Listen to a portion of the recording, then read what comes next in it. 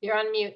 Got it. Yeah, sorry, just caught my, hi everybody, I was on mute. No, I'm not muted. And I want to say good day, one and all, and welcome to our Zoomcast here, Spirit and the Machine, Catholic Responses to an Increasingly Artificial World. My name is Michael Murphy. I direct the Hank Center here at Loyola. And I suppose here is a relative term as I'm coming to you live, not from Loyola, but from one of our many digital outposts here at Loyola in my home just outside of Chicago. And thanks to the wonders of digital technology, I'm able to do so. So I think more on that and that kind of thing in short order. One thing I want to mention, I think my luck has run out as far as quiet setting goes. I've been Zooming for a year and a half from my home, and it's been smooth sailing, all things considered. But today it's noise central outside my doors. And they say there are two seasons in Chicago, winter and construction. And construction, I think, has arrived to the Windy City. So many apologies if any noise comes through, and I'll try to navigate that. But let us soldier on. And on behalf of our Hank Center staff, Center Manager Megan Toomey, our graduate assistant, Kathleen McNutt, and on behalf of our generous co-sponsors, America Media and Nick Sawicki, the Markula Center for Applied Ethics at Santa Clara University, and Don Hyder, and the Center on Religion and Culture at Fordham University, and David Gibson. We are so pleased you joined us for what promises to be an excellent conversation and an hour well spent. You know, artificial intelligence, AI, is bringing about profound changes in the lives of human beings, and it will continue to do so. AI offers enormous potential, especially in medicine, science, engineering, ecological sustainability, so much more. AI and the automation of work, which is kind of associated with it, can improve social coexistence and personal well-being by augmenting human capabilities and enabling or facilitating many tasks that can be carried out more efficiently and, in some cases, more effectively. However, as Pope Francis observes, and so many others, but Pope Francis in his 2015 encyclical Laudato Si, the exaltation of technological thinking as a main lens of reference and value for humankind comes with a host of possible problems. The transformations currently underway affect the way we perceive reality and human nature itself, so much so that they can influence our spiritual lives, our mental and interpersonal habits and relationships, our politics and power structures. Recently, Pope Francis observed yet again on the topic of AI, and he observed this: now more than ever, we must guarantee an outlook in which AI is developed with a focus not on technology, but rather for the good of humanity and of the environment, of our common and shared home, of its human inhabitants who are inextricably connected to one another. So I look forward to our excellent panel conversation on these topics, the promise and the perils of life in an increasingly artificial world. And just a word about format before I introduce our guests and hand it over to John Farrell. Today's Zoomcast is classified as a meeting. This means that while the chat is limited, we use the chat for interaction, but please direct your interaction to me, because that's where your questions and comments should go. I will look at your question and comments and make kind of an order as our speakers speak. So if anything occurs to you, just write it, an observation, a question, and I will get to as many as I can. That's always my promise. We will reserve the last 10, 12 minutes for this kind of thing. We just have an hour, so we'll be kind of on the move. So that's it. If you think it, write it down, and I thank you in advance. So with that, let's welcome our speakers. Our first is John Farrell. And John is a writer and producer working in Boston. He is the author of The Day Without Yesterday, Lemaitre, Einstein, and the Birth of Modern Cosmology, and that was from Basic Books. He also wrote The Clock and the Camshaft and Other Medieval Inventions We Still Can't Live Without. And that just came out from Prometheus. John also wrote an excellent article which appears in the April edition of Commonweal on the future of artificial intelligence. And that's a really solid article there. We were all thinking in our prep meeting that that could be evolved into a book, really, John. So add that to your to-do list. Also want to welcome Father Philip Larae, who was a Catholic priest and holds the chair of logic and epistemology at the Pontifical Lateran University in the Vatican.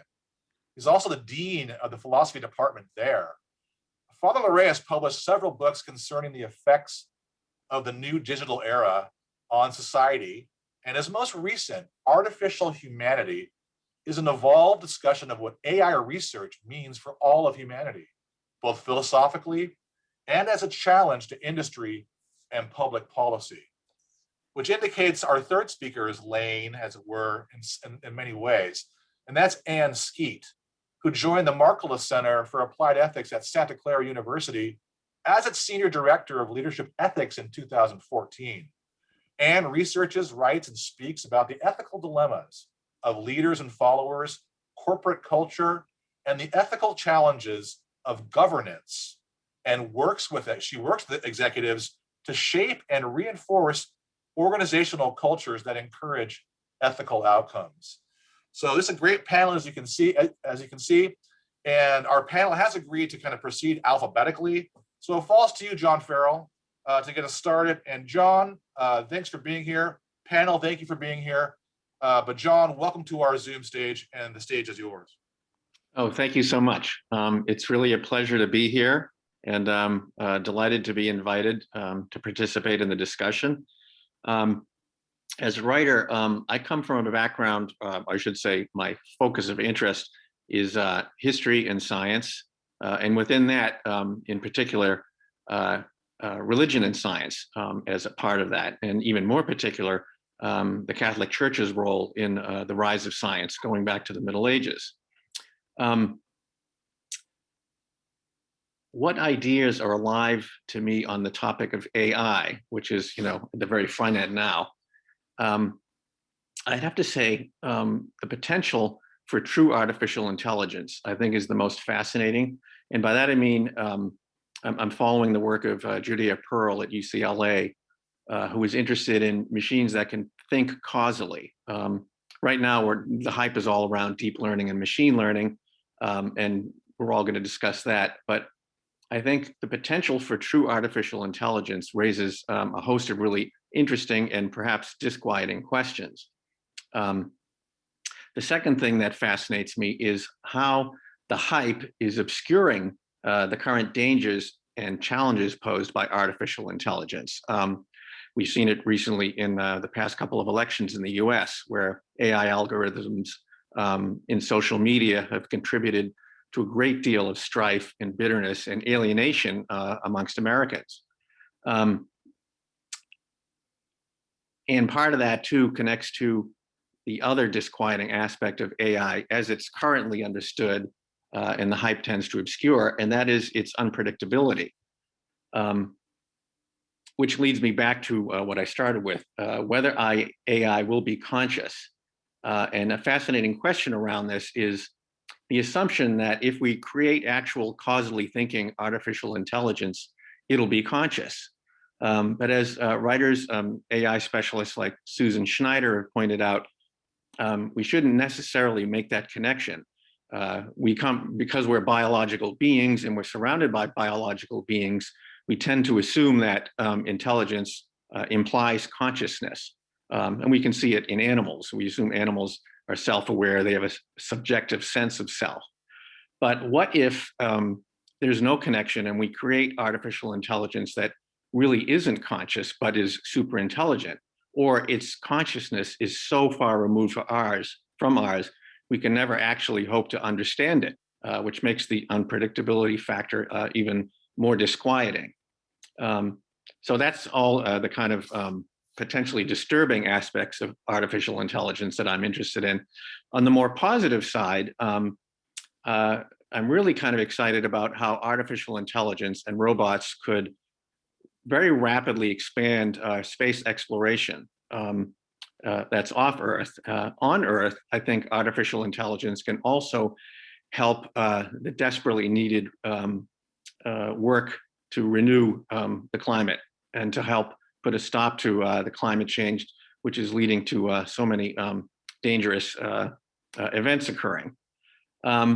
And then, of course, at a more personal level, health and wellness, how machine intelligence, artificial intelligence, and the products of it could help people suffering all sorts of disabilities, neuro disabilities and physical disabilities. So that's basically kind of my focus of interest on these questions. That's great. Father Larae, John, thanks so much. We're going to circle back to those great issues, but Father Larae, please jump in.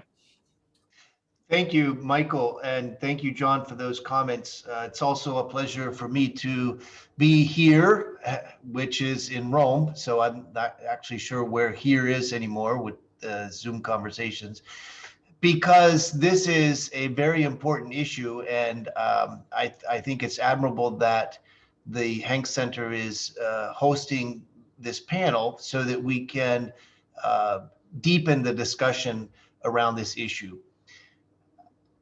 I'm coming at this primarily from a philosophical point of view, even though I'm a Catholic priest, and therefore the theological or spiritual aspects are all also very important.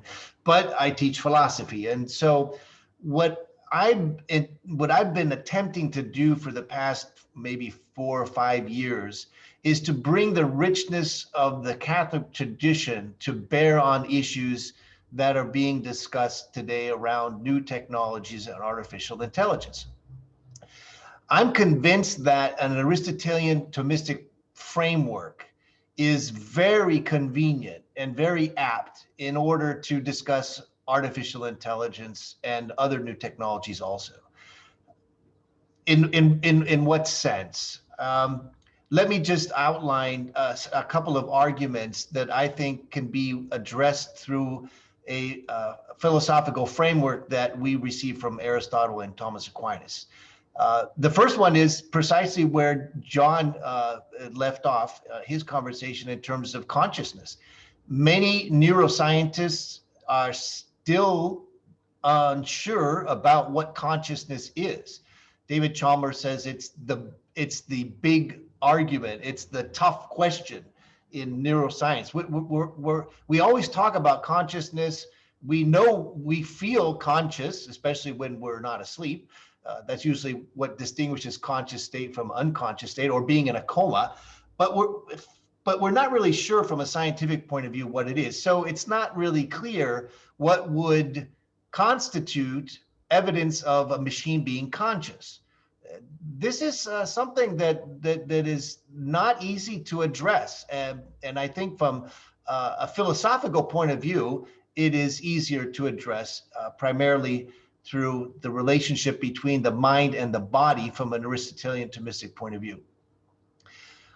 Another issue is that regarding brain implants and memory. This is now becoming very important because MIT has a lab, artificial intelligence lab, that they're doing a lot of work on memory. And for example, can we enhance memory through a brain implant?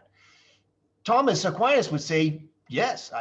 He's not alive, and they didn't have brain implants in the 13th century. But Thomas Aquinas states that memory is an internal sense, and therefore it depends on the material substratum of the brain. So let's talk about radical memory extension. Can it be possible? Elon Musk is trying to do exactly this. Can we implant a chip in the brain that would allow our memories to be amplified or even suppressed? The government, the US military is working on this to suppress memories of soldiers coming back from the front. I think the answer is yes. It's not easy to do. The technology is very invasive right now, but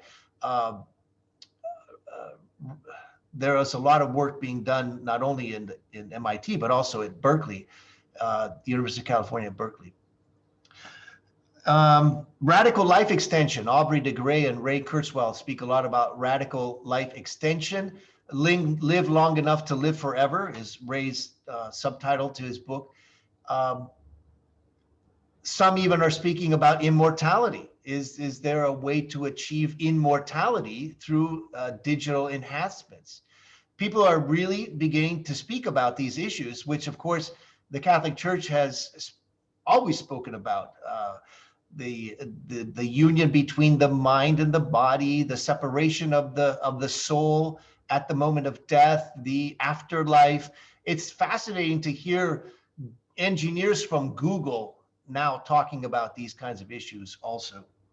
Again, only through a adequate philosophical framework can these issues be addressed. And it's fascinating to hear, to see how software engineers and specialists in AI like Demis Hassabis in London are actually seeking out people in the Vatican in order to talk about these issues. Pope Francis himself, as Michael has quoted, has mentioned these issues. The Pontifical Council for Culture is very close also to these kinds of issues. Archbishop Paglia from the Pontifical Council, the Pontifical Academy for Life, is also brought together tech specialists and also entrepreneurs in order to speak about these issues.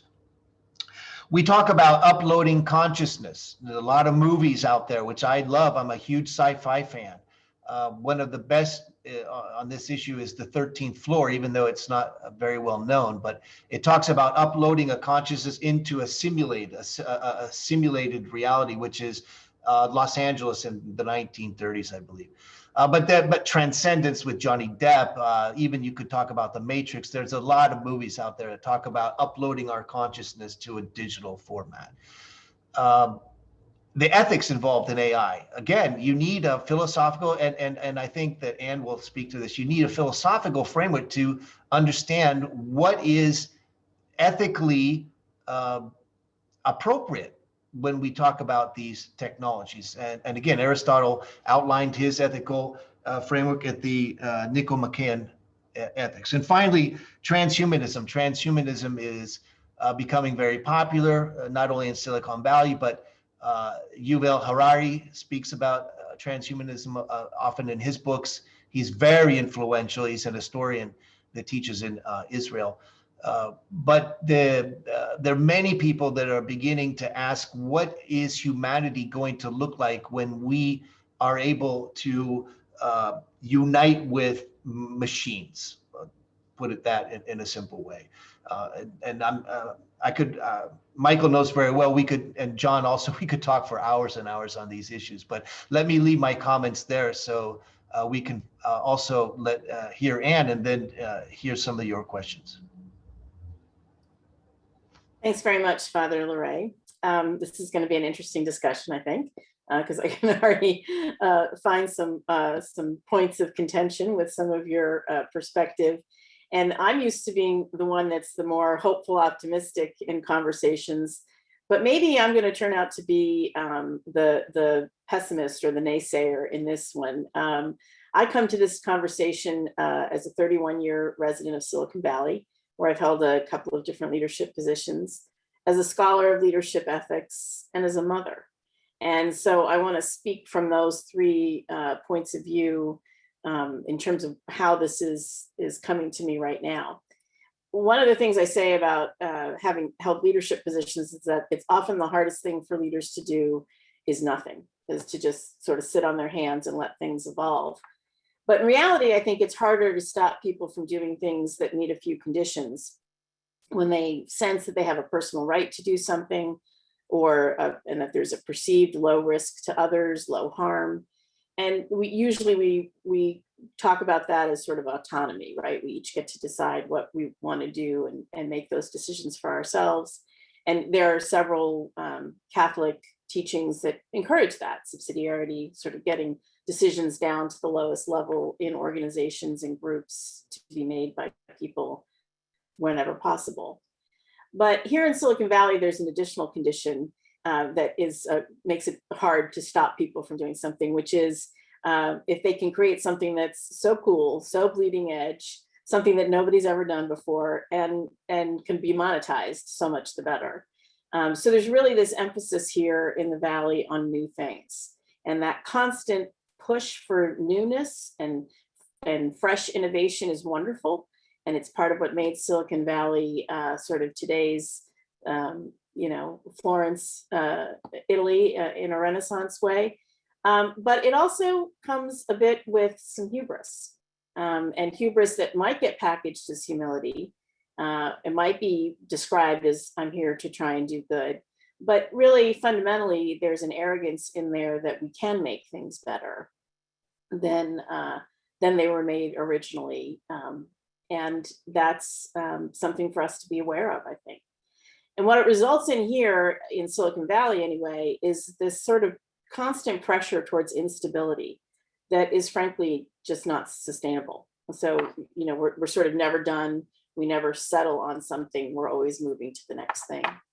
When I think about this as a scholarship of leadership ethics, as a scholar of leadership ethics, I think about three things: how we define moral leadership, how we create value, and how the relationships we have with each other are affected and prioritized. And so, we define moral leadership on the basis of character and actions grounded in principles that we all navigate all day long in a series of trade-offs as we decide things. And we want to consider, I think now, as we use machine learning and create AI, how are we going to judge its character? How will we decide whether or not to follow it? And how will it decide to follow us? And perhaps most importantly, will we recognize when we have ceded to it as human beings? And I find myself on some days thinking that we've already done so. We have conversations like this, and we talk about the technological developments, and they continue, they march on, almost as if we don't have the free will now to stop it, to take kind of a global pause and have a humanity-wide conversation about what kind of world we want to live in and how much we value human beings over the ability to make the next cool thing. We believe, or I believe, that co-creation of value is helpful. We know when we talk about things like negotiations that win-win outcomes are the things that we try and encourage, where everybody gains something. In Jesuit universities, we use something called an integrative justice model when we're working with marginalized populations to encourage the co-creation of value with those populations, to work in collaboration with them, because we believe it leads to more humane, just, and sustainable outcomes. So now we have to add in the thinking about how does AI co-create with humans, and how we co-create with it. And the ethical lens that I bring to this is probably evident by now, is one of care ethics, originally put forth by Carol Gilligan, which asks us to think about how we care for ourselves, how we care for other people, and how we balance the two. And it's when we're finally balancing those two that we've kind of reached the highest level of conscience and moral judgment. And it's part of the reason I've been interested in considering the well-being of people in workplaces where AI is being introduced, because we need to be thinking about that trade-off. And then just finally, I'll say, as the mother of two children, including a 15-year-old boy, and as an educator, I worry about the subtle issues as much as the overt ones. Yes, Alexa might, mistakenly transmit a confidential conversation, and we think that's problematic. But I think we should be going a layer deeper. A friend of mine brought her high school age son an Alexa a few years ago. And I asked her if she had any qualms about the fact that he sat on his bed and asked an AI with a female name to do things for him all day. What if Siri or Alexa was named Bernard? Facebook may send a lot of confusing signals about whether it wants to connect us or make money off of us, but what signals are we sending when we choose to use it? What are we teaching our children? How to live a meaningful, purposeful life, or package the life that we live so it looks good on Facebook or Instagram? What expectations are we creating about the level of interest we expect people to have in the somewhat mundane details of our lives? Who cares if I got a triple cream latte at Starbucks this morning, or even if I just saw a beautiful sunset? It suggests that I can only enjoy the sunset if people know that I just saw a beautiful sunset. And it takes us out of the now and the ability to live in the present moment. I think we're reinforcing a disturbing level of self-absorption, and we're not really considering the damage to the environment that we're creating. We talk a lot about AI and data issues. We aren't, but maybe not enough about just their carbon footprint. A friend of mine in the early 2000s was the chief data center executive at Apple Computer. And he was an early zealot about creating data collection and storage that had a minimal impact on the environment. He built Apple's billion-dollar data center in North Carolina. He built one for eBay in Utah. And what Olivier would say is no data center is more efficient than the one you don't have to build. And so there we are, back to doing nothing. So that's what's hitting me now, is who is thinking about doing nothing or pausing? I mean, I know there are dedicated professionals around the globe thinking about AI and all the problems it can solve and create, and a few of them are right here. But until we have some agreements and boundaries, I think we should be standing down on development of technology until we understand better and can think through how to manage the market. As my husband is constantly reminding me, we have more than we can manage. And I think we need to be thinking about that. So that's, those are the ways that I'm thinking about it. I'll turn it back to you, Mike. Yeah, thank you, Anne. Thank you, John and Father Larae. I have a list of follow-ups here. I've been taking notes, but I just want to ask Father Larae and John, just to stick with Anne a bit and respond to what Anne has kind of given to us. Anything moving in you? We'll start with you, Father Larae. Those are very profound insights, Anne. Let me just address one quickly, because we half an hour is not enough time. These are huge concerns that we need to be thinking about. My impression is that there's no going back, and that this is, we can't stop it. Now, is that something good? Probably not. But once you add the market incentive to these technologies, which you mentioned, and they're just so strong, that there's really no way of putting the genie back into the bottle. So humanity has survived up until now because we've been lucky. I think we tend not to look at the consequences of our actions.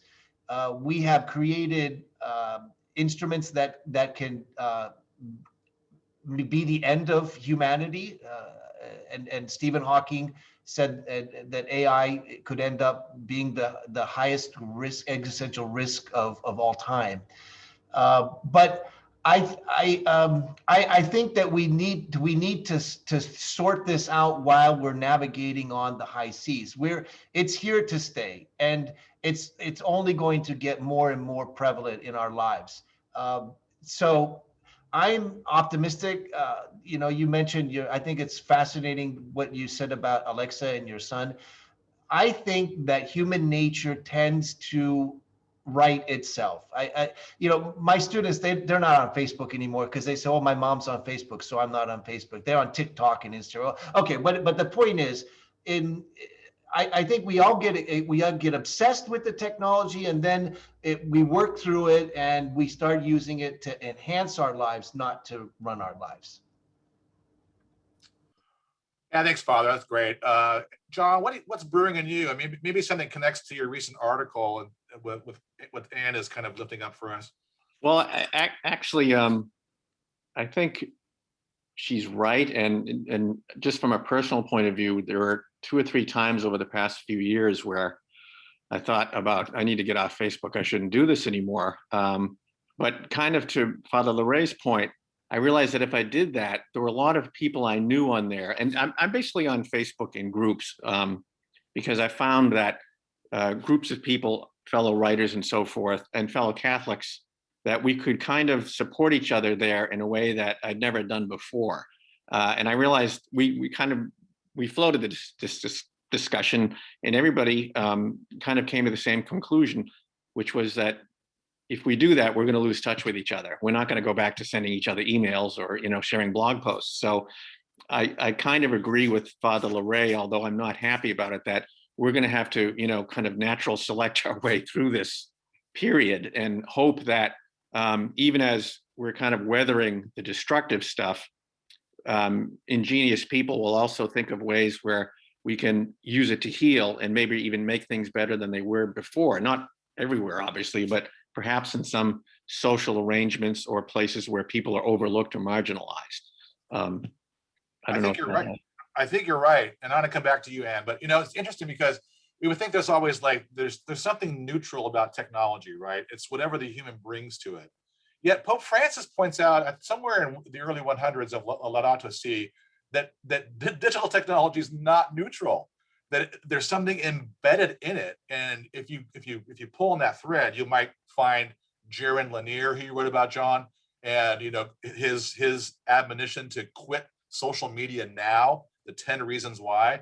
Or you think about that movie, The Social Dilemma, about that as Anne points out, that there's something that the social networks and getting involved in the technocratic loop or the technological loop it feeds kind of a self-importance narcissism maybe, and that's because it hits the brain. The brain wants its dopamine. Things can't keep up with those hits you get. So I'm just kind of swirling around that. And to go back to you have so many wonderful points about ethical implications of this technology. I think even of where you are. I was born in San Mateo, as I mentioned, and grew up in California. And my dad worked in Silicon Valley. It was called Santa Clara Valley when he started there. And even before that, it was Ohlone lands, I believe. So now it's Silicon Valley and all of that. And then what is this Silicon Valley? Well, you're saying it's an unstable kind of group that kind of breeds almost precarity, even with all of its genius. So I'm just, there's a lot here. And what do you think after listening to Father Larae and John and me as you work through?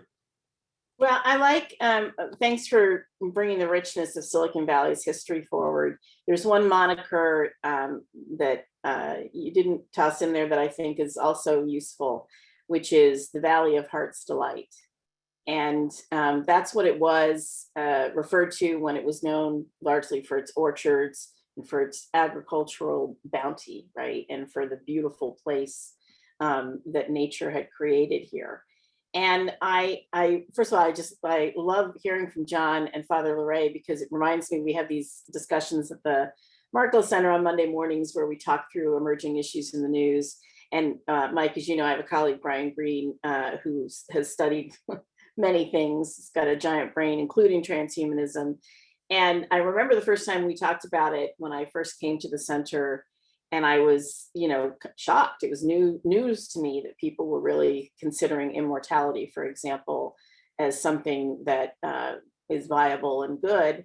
And I joked with Brian that I was going to get a shirt that said, I'm a deathist on it, because it was, to me, we're starting to tinker a whole lot without fully understanding the implications. And that's one of the fundamental questions in ethical deliberation, right? Which is trying to anticipate those downstream effects and say, or also as Brian and some of my other colleagues say, think about the terrible people.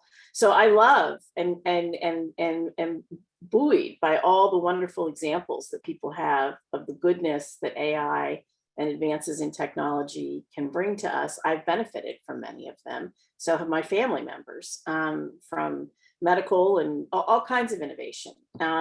And so I am so grateful for that. And I'm so still aware and feeling the need, particularly to speak for the children. And I feel like the children don't have a very good ambassador representing them in the world right now.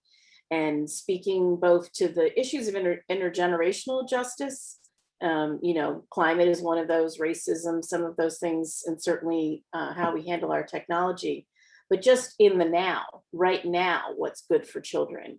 And we know, we can see and document the harms that social media, for example, is bringing to children, even as we use social media in classrooms to good effect, and it's wonderful. We can't really put the boundaries around it that we need to protect the students outside of classrooms. And we know some really, really terrible experiences are being woven into what childhood is now, well before, frankly, the brain that we're all talking about is formed and can really handle it. Yeah, couldn't agree more. That data and those studies are staggering of the deleterious effects of that early encounter with digital culture. Really, they are. We have like the tail wagging the dog and having the technology out there, then trying to catch up with it, as you're suggesting. You know, we need, Father Larae referred to this, we need days of reflection on this topic. We need Brian Greene. Brian Greene was instrumental in getting this together, and Brian Greene has a huge brain. You're right. But let's carry on with our structure here and then come back with some viewer questions. So I'm going to go to the next thing and say, okay, Father Larae, we'll start with you this time. Okay, what are some Catholic responses to an increasingly artificial world? Yeah, I'm not sure what you mean by that.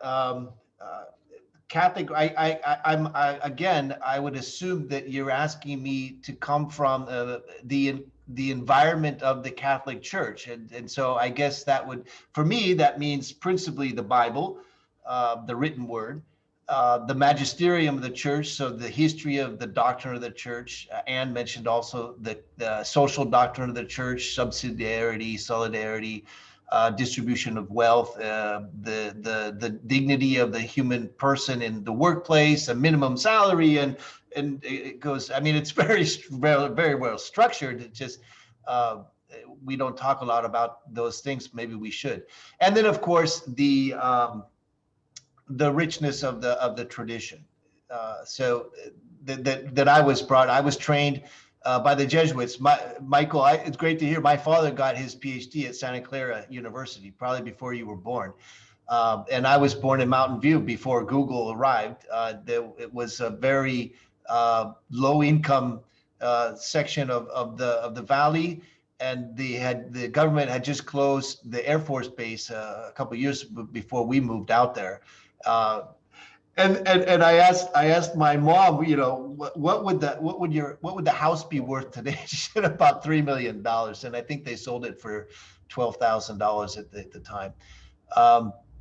So the richness of the tradition of the Church, I think, can help frame a lot of these issues, and that's what I try to do in my book on artificial humanity.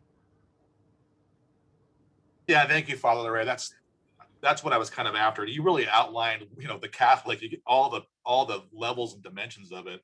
I always think of the Catholic intellectual tradition. You know, let me just give you one more tug here, because on Aristotle and friendship, because you think about AI, you know, I think I mentioned I just got this book in the mail by Ishiguro, Clara and the Sun, and the protagonist is an artificial friend, and her name is Clara. Now I think of, okay, what would Aristotle say about friendship and artificial intelligence? So maybe a quick thought on that before we throw it over to John.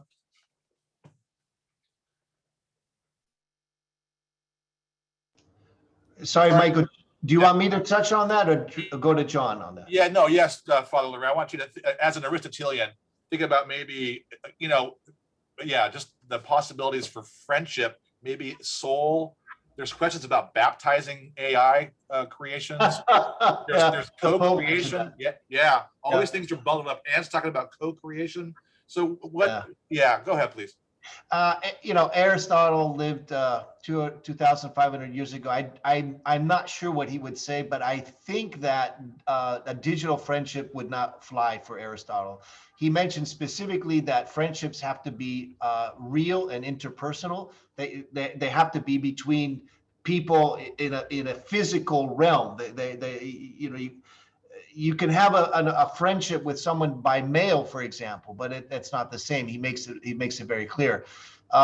He also says that when he talks about virtue, because friendship is the end of virtue, right? That virtue is the basis of the good life for Aristotle. He says one thing is to read about riding a horse, and the other thing is to be an expert horse rider. And in order to do that, you need a lot of time sitting on the back of a horse.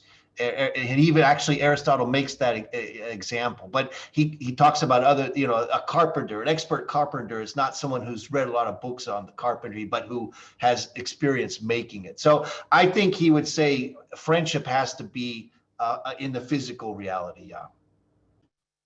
Yeah, thanks very much for that. Okay, John, what do you think? Catholic responses, again, very vague, but maybe, how do you think about that? Well, I can't resist, since you brought up the Katsuo book, and Father Larae mentioned being a science fiction geek. Speaking of friendship, there was a great novel, I think it was 1977, by Algis Budrys called Michaelmas. And he's sort of a huge media mogul, and he has an AI, basically an AI. I wouldn't call it a servant. It's almost a friend. His name is Domino. And the two of them together kind of solve the problems of the world at the time. And it's been a long time since I read the book, but it would almost make you challenge that idea. Although I do agree with Father Larae that in the Aristotelian sense, you can't really be friends with a machine unless, and this brings up again the Aristotelian approach, which I really like. And this speaks to something that Susan Schneider is actually working on at her lab, Florida Atlantic University. Because I asked her, what if instead of one-offs, we started to build robots from used parts, pretty much the way we, as a product of evolution, we're built from used parts that have descended from other species.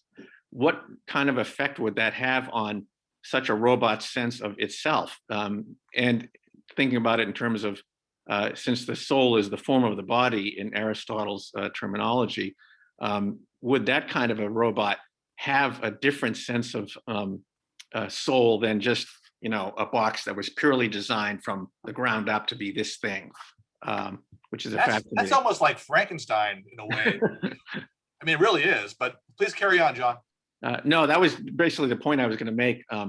The Catholic perspective is that I like the idea only in the sense that I think AI is going to make us reconsider, or perhaps reappreciate is the better word, the whole Aristotelian view of the human composite and the soul as the form of the body, not just as this invisible entity that's fused onto us, which is more like the Neoplatonic view.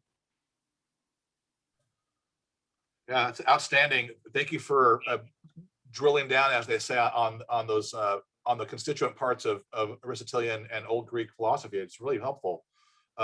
So, Anne, what do you think then? You've listed some things in your first go around, but Catholic responses to an increasingly artificial world. Well, I guess one of the things that's been with me in my life as a Catholic always is that we do things in community. That we are together with each other in our experiences, and that in fact that's how we interpret our experiences. And we know that from human psychology and the study, again, back to how parents bond with their children and see each other. And so that, and the Pope Francis has just been writing about this with such clarity in Fratelli Tutti, which I've just finally finished reading. And it reminds us and encourages us to stay in that community and to stay in these moments of dialogue and exchange or encounter, as he refers to them. And so that's sort of the frame that I bring to the work that I do around this. And it's drawn me, therefore, to the work of scholars around psychology and the brain. There's one out of UCLA, Dr. Dan Siegel, who's just this prolific author. He's probably written 15 books, and I've only read 3 or 4 of them. But he really looks at how our minds are created. And he says, it's both the way the brain is integrated, the right and left sides of it come together. It's also the way that we have relationships with other people.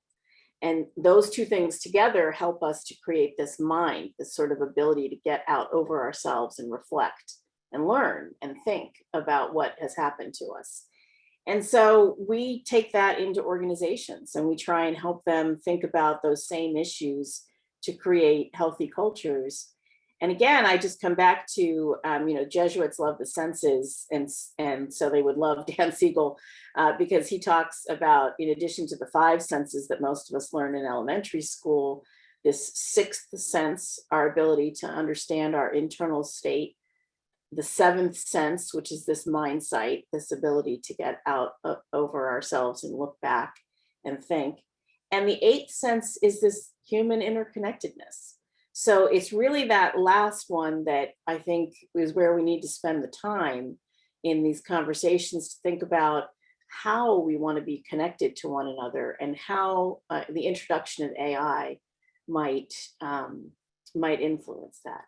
And that's why some of the work I've done so far has been around trying to just help organizations, even in a punch list kind of way. Just here are some questions that you should go through and ask yourself as you start to bring AI into the workforce, to think about the well-being of the people that, as I say, that are connecting to it, or attempting to connect to it, or attempting to co-create value with it. And so I think that's, we're not maybe spending enough time on the impact on humanity and the way we interact with each other. Wonderful. And, I think we really have a synthesis emerging here. Father Larae is referring to Aristotle and friendship being the end of virtue is friendship. You are speaking about the care is the top of the pyramid. The 8th sense, interconnectedness, relationship is the culmination of human life. I would say even beyond human, creative life. So that's wonderful. Let's now shift though to our guests and our viewers, and we'll start with Frank Butler. And he has a question. What about AI impact on jobs? Weapons automation, algorithmic biases, privacy violations, socioeconomic inequality? There's a bundle there. Who wants to take it first? Maybe I can nominate. Okay, I saw you unmuting, Father Larae. Please go ahead. Yeah, I unmuted to say I don't want to go first. It's just too much. Those are very complex issues that Anne and I have a mutual friend, Tae Yu from Cisco, and she's actually in charge of the World Economic Forum's task force on the future of jobs. So, there are a lot of smart people out there that are thinking about these things. Again, I think in the short term, AI is creating jobs, but in the long term, it's going to take jobs. But that's kind of human evolution. Many Americans used to work the land; they don't anymore. 2% of Americans are involved in agriculture. 100 years ago, it was 82%. So I'm optimistic. I think that people will find other jobs if their job is replaced by an AI. But again, I don't think this is imminent. I mean, within the next 10 years, I don't think we're going to have a massive unemployment. It's one of the things I disagree with Tristan Harris and the social dilemma. I think it's going to be more gradual. Thank you, Father. Anne. Yeah, I would just say I agree with Father that it'll be more gradual. But again, we have some choices that we can be making about how those transitions happen. And we can look to technological changes that have come into other industries, and how we've kind of preserved the dignity of people, whether it's with guarantee of work, even if the work changes, that will retrain you, or will out-train you, if you will, as you leave our organization. I was really struck, it's probably 3 or 4 years ago, I participated in a Fortune CEO conference by how many of the CEOs were speaking, and these were in closed conversations.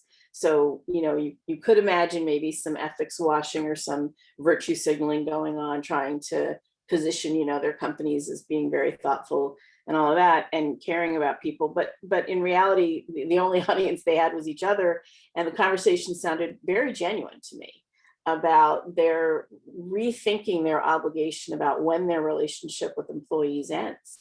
And as whole job categories are no longer needed, I think there's a recognition in corporate leadership that they have some both obligation and then, call it enlightened self-interest that it will, accrue back to them to thoughtfully and responsibly train people with new skills for whatever is next, still as part of their initial employment relationship, even with the company that they might be leaving.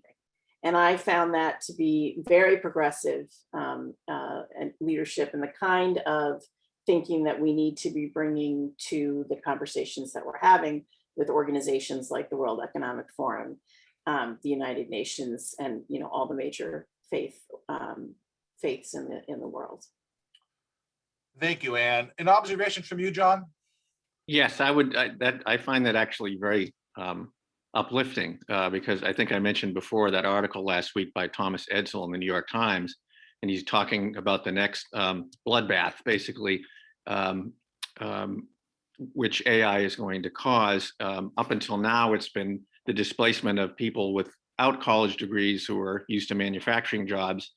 And he thinks that the next really bad wave is going to be people who do have college degrees but are in middle management, and that AI and technology is going to displace them. So that, to Anne's point, it's very necessary that we have that. Well, one, that I'm glad that the business leaders are noticing this, that we really need to think about investing in human beings and not just, what's the technology that's going to, make more profit and, cut back our taxes, that kind of thing.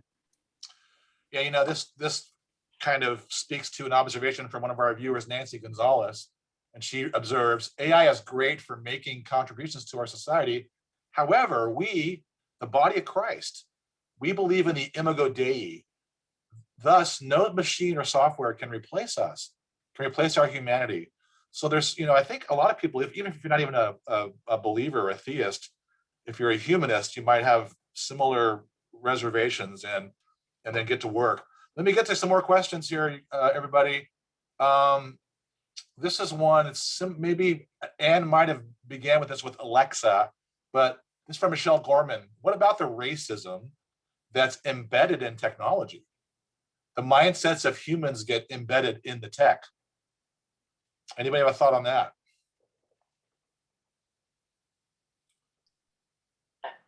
Well, Mike, this may be one other way that AI is helping us, because it's not that the racism is embedded in the AI, right? It's embedded in the human beings, and the human beings are creating the AI. So in a way, it's allowing us to hold up a mirror through glass darkly, right? We can see ourselves now a little bit more clearly and see our flaws and our built-in biases. And even though we write and talk about them as being unconscious biases, and we acknowledge that, and we're all only human, it doesn't mean, therefore, that we don't have any responsibility to try and change it. And so I feel like this is where, as we are becoming troubled by baking in these biases, things like systemic racism and sexism, into the things that we're creating, we have to be first dealing with and encountering it in ourselves. And so I think the creation of AI has in some way helped us to get new language, so anti-racist language, and even the identification of behaviors that will help to create conditions of anti-racism. I think that has been a gift, really, of the dawn of some of this technology, and that's been requiring us to think about it. And so I'm grateful for that. If I can, Mike, add my 2 cents on that. I think the algorithms are getting better and better as you give it more data. And engineers are realizing that the programs are exhibiting our prejudices. And I think that they're trying to take steps in order to correct that. It's not easy. But for example, let me give a quick example. A judge in the United States today, when he or she sentences someone at a court being found guilty, the judge has to state whether or not he or she is using a software to help identified the sentence. And of course, software, what they're going to do is they're going to say, okay, who is the guilty person? What is their race? What is their income? What is their geographical setting, et cetera? And then what are the chances of that person committing another crime? And then how many people are in jail? I mean, the software does all of that, okay? But it is fascinating that the law requires a judge to say whether or not they're using that software. So that, to Ann's point, that means that just because it's a AI doesn't mean it doesn't have prejudices. And I think that some sentences are being overturned in courts today because of the prejudice of the AI. So again, I'm hopeful that the algorithms get better and better as you give it more data and eliminate the prejudices. Yeah, wow. Again, we're coming to our time here. We know we haven't even got into algorithms yet, and algorithms touch our lives in so many ways that a lot of folks aren't even aware of. But thank you, Father Larrey, for that texture. John, do you have a final thought before we move to close? Only a scary one about algorithms, which is the interconnectedness of some things. Like, I don't know if you've ever had this feeling. You get ads on Facebook about something that you might have seen on something that has nothing to do with Facebook, maybe just a web browser. And somehow these things are all talking to each other without you even knowing it. It's just another example of how, like, your privacy and what you might be thinking about or even choosing is being exposed to people who just want to make money. That's kind of a down note to end on, but since we're talking about algorithms, and hopefully those do get better, or at least give us some means of shutting them off. Yeah, thank you, John. I'm struck here because I don't want to leave on a dark note. I'll say this: this conversation is in full bloom. We're going to return to this in the Hank Center and keep going. But I want to make sure I get a couple more of our viewers before we close. Robert Cambick writes this: I've been in IT for 55 years. In my opinion, we are too sanguine here. I think God is sending us a message, biblically maybe. Roman Catholicism must interpenetrate every decision that we make regarding how we are to live in the present and in the future. There's a group he cites called INCOS, which is a group of, I think, technologists, IT workers, computer scientists that are really coming from their own group and thinking ethically. So I want to thank you, Robert, for that. And this last one from Stephen Pluhacek, I believe, and pardon me, Stephen, if I have that wrong. I think your observation helps us close. Not a question, just an observation. The general failure to think about anthropology, just what does it mean to be human, and what is required for our full flourishing and accomplishment, prevents us from having a truly substantive conversation about AI and technology in general.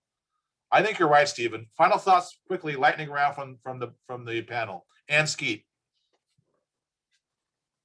We're doing what needs to be done. I mean, this is the exchange and the dialogue, and we need to keep doing more of this. And I think all kinds of organizations have an obligation to engage in this, not just higher ed institutions, not just Catholic ones. Thanks, Ann. John Farrell. I agree with that comment from the gentleman, especially because I think anthropology is something that needs to be more deeply explored, even as we learn more about ourselves through modern science, including evolution. Thank you, John. And finally, Father Philip Larae. Conversations like this one demonstrate that these pressing issues are trying to be dealt with. Anne mentioned the United Nations. I know the European Commission is publishing guidelines in terms of the ethical use of AI. I know that the platforms are out there. Jan LeCun from Facebook, Demis Hassabis from Google, and the list. And you know these people because they live next door. These are very profound issues that need a lot of reflection, and I think that the Catholic Church, especially along the example of Pope Francis, is trying to address these issues.